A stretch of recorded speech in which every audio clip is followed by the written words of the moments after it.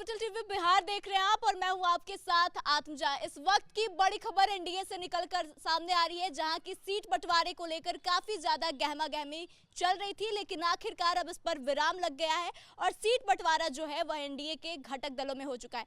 आपको बता दें कि भाजपा खुद 17 सीटों पर चुनाव लड़ेगी, वहीं जदयू 16 सीटों पर चुनाव लड़ेगी और चिराग पासवान को जैसा कि पहले से खबरें आ रही थी वैसा ही उन्हें 5 सीट दिया गया है और हम पार्टी को 1 और उपेंद्र कुशवाहा की पार्टी को भी 1 सीट मिला है। लेकिन खास बात तो यह है कि पशुपति पारस को बड़ा झटका लगा है और उन्हें 1 भी सीट लोकसभा चुनाव के लिए नहीं मिला है। ऐसे में कई सारे सवाल निकलकर सामने आ रहे हैं, तो आइए इसी मुद्दे पर बातचीत करते हैं। हमारे साथ सीनियर जर्नलिस्ट सरोज सिंह जी मौजूद है। सर, सीट बंटवारा हो गया है एनडीए गठबंधन में और जैसा देखा गया है, जो नंबर्स आए हैं सामने, पशुपति पारस को झटका लगा है, क्या कहेंगे इस पे? देखिए, पशुपति कुमार पारस को तो झटका पहले ही दिन लग गया था जब 5 सीटों की बात चिराग पासवान कर रहे थे। कोई नई बात नहीं है, एक ऑफिशियल अनाउंसमेंट की बात थी कि एक पारस जी भी देखना चाहते थे कि ऑफिशियल अनाउंसमेंट क्या होता है, तो वो हो चुका है और पशुपति कुमार पारस को जो करना था वो तैयारी शुरू है। हो सकता है कि थोड़ी देर में पशुपति कुमार पारस मंत्री पद से अपना इस्तीफा कर देंगे और उनको जो आगे महागठबंधन की बातचीत करनी है वो करेंगे। पशुपति कुमार पारस से जुड़े हुए सूत्र बताते हैं कि अभी एक महत्वपूर्ण बैठक उन्होंने अपने निवास पर बुलाई है।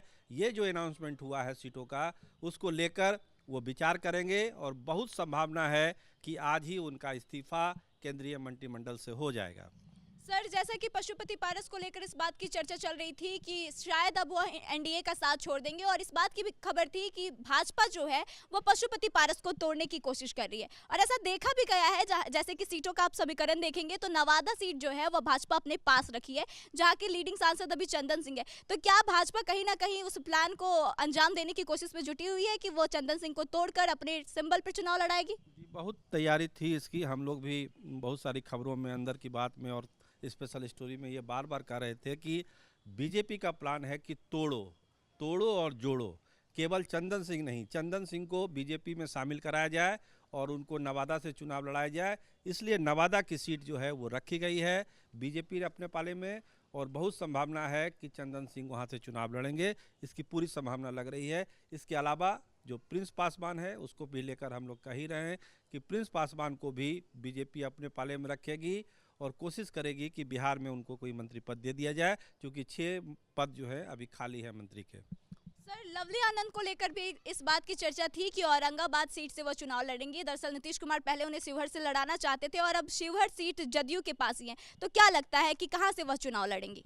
अब तो क्लियर हो गया, जब शिवहर सीट जेडीयू को मिल गई है, लवली आनंद जेडीयू में शामिल हो गई है और तो शिवहर से लड़ेगी। चूँकि औरंगाबाद सीट बीजेपी ने खुद रखी है तो अब शिवहर से ही लवली आनंद चुनाव लड़ेगी। ये अब क्लियर हो गया, अब इसमें कोई किंतु परंतु वाला कोई मामला है नहीं। सर, जैसा कि देखा गया है कि उपेंद्र कुशवाहा को भी 1 सीटें मिली है और जीतन राम मांझी को भी 1 सीटें मिली है, लेकिन दोनों कहीं ना कहीं 1 से ज़्यादा सीटों की उम्मीद लगाकर बैठे हुए थे, तो ऐसे में अब वो क्या करेंगे? देखिए, जीतन राम मांझी को लेकर तो कोई दिक्कत है नहीं, उनको गया की सीट मिलनी थी, गया की सीट उनको मिल गई। लेकिन जो सबसे बड़ा सवाल उपेंद्र कुशवाहा को लेकर है, काराकाट की सीट उनको दी गई है, लेकिन काराकाट की सीट से ही वो मान जाएंगे ऐसा नहीं है।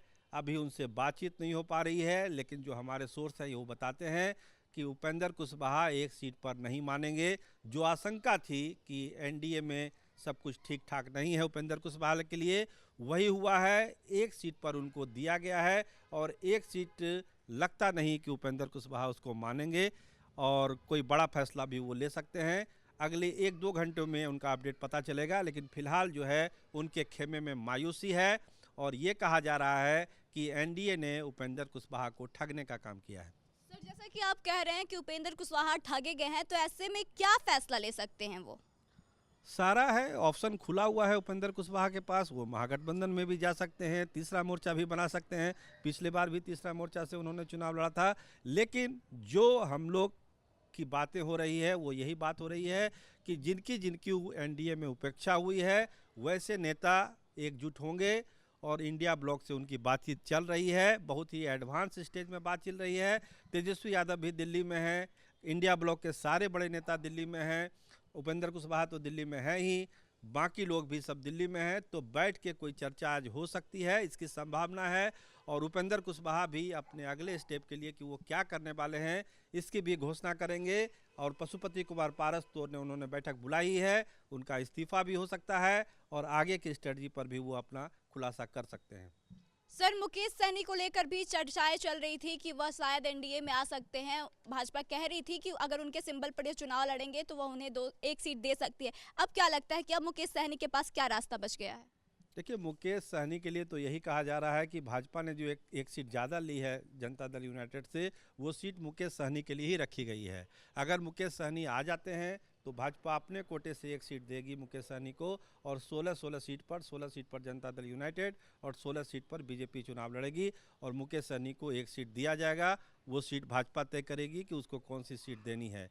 तो मुकेश सहनी को लेकर कोई दिक्कत नहीं है, जीतन राम मांझी को लेकर दिक्कत नहीं है। जो बात कही जा रही थी कि उपेंद्र कुशवाहा और पशुपति कुमार पारस को अपना अगला कदम उठाना है, तो वो समय आ चुका है कि अब उनको फैसला लेना है कि वो एनडीए में रहेंगे या एनडीए से बाहर जाएंगे।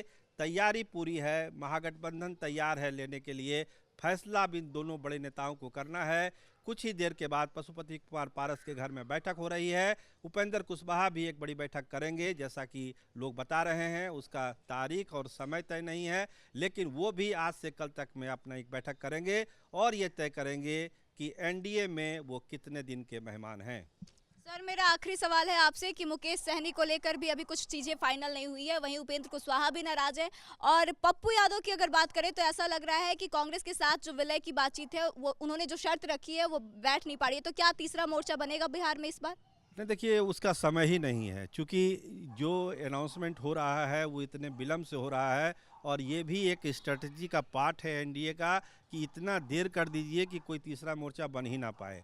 तो अब कोई तीसरे मोर्चे की गुंजाइश दिखती नहीं है और बहुत जल्दबाजी में कोई फैसला होगा नहीं।